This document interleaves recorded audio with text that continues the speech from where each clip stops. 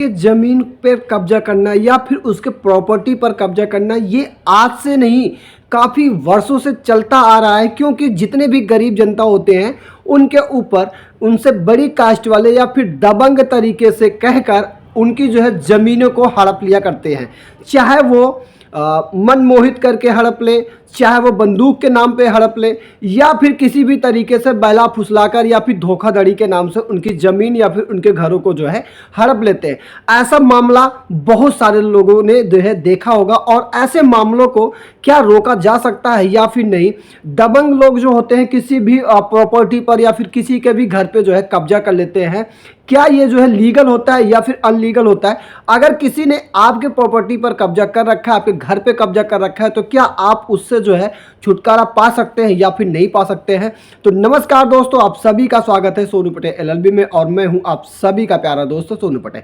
दोस्तों, आज की वीडियो में हम बात करने वाले हैं, यदि आपके ज़मीन पर या फिर प्रॉपर्टी पर किसी ने अवैध तरीके का कब्जा कर लिया है तो कुछ इस तरीके से नियम है जिसे आप जो है जान जाओगे तो आपकी ज़मीन और आपके घर का जो कब्जा हुआ है वो आसानी से आप जो है छुड़ा सकते हैं।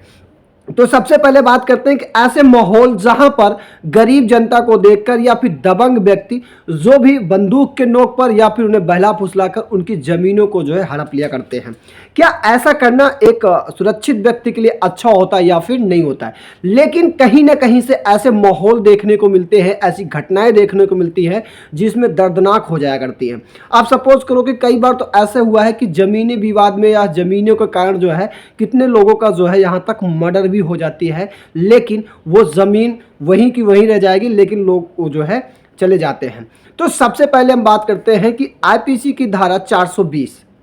अगर किसी व्यक्ति ने किसी व्यक्ति के साथ जो है धोखाधड़ी करके उसकी ज़मीन को, उसके प्रॉपर्टी को या फिर उसके घर को जो है धोखाधड़ी से जो है कब्जा कर रखा है, तो ऐसे में यदि वह व्यक्ति किया है तो आप समझ लीजिए कि ये जो प्रक्रियाएं होती हैं ये इस तरीके से की जाती है कि आपके विश्वास को पहले जीता जाएगा और आपके विश्वास को जीतने के बाद ही कहीं जाके उस पर साइन सिग्नेचर बहला फुसलाकर या फिर बंदूक के दम पर जो है शिकायत जो है बंदा आपकी ज़मीन या घर को कब्जा कर लेता है। लेकिन आप चाहकर भी कुछ नहीं कर सकते। क्यों नहीं कर सकते? क्योंकि ना तो आपके पास इतना जो है पैसे हैं कि आप कोर्ट कचहरी का चक्कर लगा सके, या फिर आपके पास इतनी पावर नहीं है कि आप उससे लड़ सको। अगर ऐसा आपके साथ होता है तो समझ लीजिए कि आप कुछ भी नहीं कर सकते। ये पहले के ज़माने में हुआ करता था, लेकिन अगर अब की बात करें तो यहाँ पर अब अगर आपके साथ ऐसा होता है तो आप सीधा जो है कंप्लेन कर सकते हैं। अगर आपकी कंप्लेन नहीं सुनी जाती है तो आप सुप्रीम कोर्ट, हाई कोर्ट, हर जगह जाकर अपने जो शिकायत याचिका को दायर कर सकते हैं और उसमें आप आसानी से अपने इस धोखाधड़ी प्रॉपर्टीज़ को या फिर जो है घरों को अपने कब्जे से हटा सकते हैं। अब बात करते हैं कि आईपीसी की धारा 406 का मतलब ये होता है कि वो आपके जो है विश्वासघात किया, आपके साथ आपके विश्वासों का जो है उल्लंघन किया, आप उस पर भरोसा करके किसी भी जगह पे साइन कर दिया, या फिर आप उसके कहने से जो है कि ये मेरा खास मित्र है, ये हमारा जो है इतना काबिल है कि हम इस पे आंख बंद करके भरोसा कर सकते हैं, और आपने उस भरोसे पर उसके जहां भी साइन करने के लिए कहा या फिर आपने उसको घर में रहने के लिए भी जगह दिया, और रहने के बाद वह व्यक्ति अपने आप को जो है अपना रंग दिखाना शुरू कर दिया। अगर ऐसा कोई करता है तो समझ लो कि आपके साथ नाइंसाफ़ी हुई हो। ऐसे में भी आप उसके खिलाफ जो है एक्शन ले सकते हैं। अब बात करते हैं कि आईपीसी की धारा 467 का मतलब ये है कि अगर किसी व्यक्ति ने आपके साथ जो है धोखाधड़ी के साथ दस्तावेज जो है बना लिया है, या फिर कानून को धोखा देकर जो है चोरी से जो है दस्तावेज आपके नाम से बना लिया और आपकी प्रॉपर्टी, आपके घर को अपने बक्स में कर रखा है, तो ऐसे में आप उसके खिलाफ जो है बड़ा एक्शन ले सकते हैं। अगर इन 3 धाराओं के बारे में आपको पता होगी तो आप आसानी से उस प्रॉपर्टी को और अपने जो है घर को आसानी से छुड़ा सकते हैं। लेकिन आप याद रखना कि ऐसी चीज़ों को जब भी ये होता है तो आप इसको अपील जो है आप उच्च न्यायालय में कर सकते हैं, और इसे जो है 6 महीने के जो है बाद, जैसे कि अगर किसी ने जो है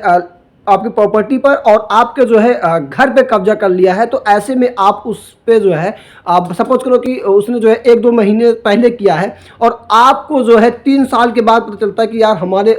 ज़मीन पर तो किसी ने अवैध तरीके का कब्जा कर लिया, अब मैं क्या कर सकता हूँ। अगर ऐसा कोई कर रहा है तो समझ लीजिए कि फिर वो गलत है। आप इसमें ये कर सकते हैं कि यदि किसी ने आपके ज़मीन पर कब्जा कर लिया और आपको आपके घर पे कब्जा कर लिया, अब आपको पता चल गया है कि यार उसने ऐसा किया है, तो आप सिंपल सी बात है कि आप वहां पर एक जो है आसानी से काम कर सकते हैं कि आपको 6 महीने के भीतर ही जो है आप उच्च न्यायालय में आपको जो है याचिका दायर करनी होती है।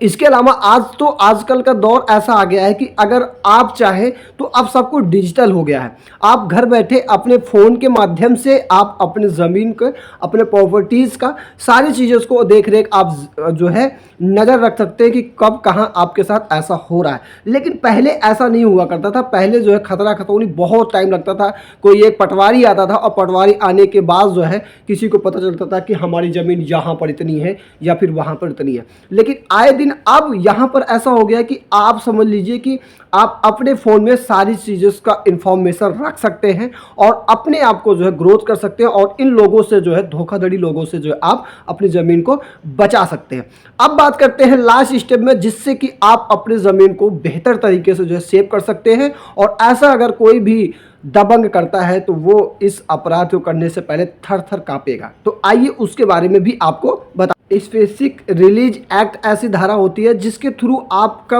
अगर किसी ने जो है ज़मीन पर कब्जा किया है तो इसमें आपको जो है 6 महीने के भीतर ही जो है उस पर जो है वो केस जो है दर्ज कराना होगा, मुकदमा दर्ज कराना होगा। उसके बावजूद ही कहीं आप जो है अपने प्रॉपर्टी पर जो है कब्जा पा सकते हैं, अदरवाइज आपको मिल पाना बहुत ज़्यादा जो है मुश्किल हो जाता है। अगर हम बात करें आईपीसी की धारा 6 में, इसमें बताया गया कि अगर आप 6 महीने के भीतर अगर आप उसके तहत मुकदमा दर्ज करवा देते हो तब आपकी ज़मीन जो है सेफ हो सकती है, अदरवाइज फिर वही जो है प्रक्रियाएं हो जाएगी। लेकिन अगर अब हम यहाँ पर बात कर ले कि अगर कोई भी ऐसा व्यक्ति करता है तो उस पर आप आसानी से इस तरीके से जो है ऑनलाइन डिजिटल आप जो है चेक कर सकते हैं, या फिर कभी भी आप किसी के साथ जो है ज़मीन को साझा कर रहे हैं या फिर बेचना चाह रहे हैं या फिर खरीदना चाह रहे हैं, तो सबसे पहले आप 2 तरीके का जो है निर्वाहन कर सकते हैं। पहला है कि आप जो है ऑनलाइन चेक कर सकते हैं कि क्या ज़मीन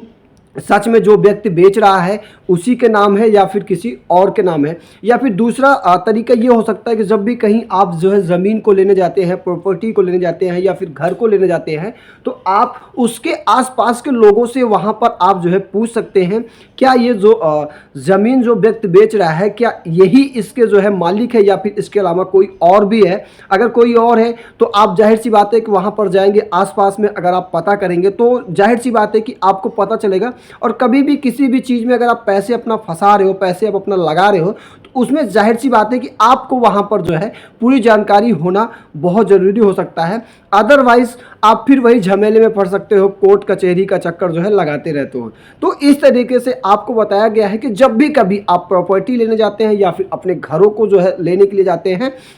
तो ऐसे में पहले से आसपास के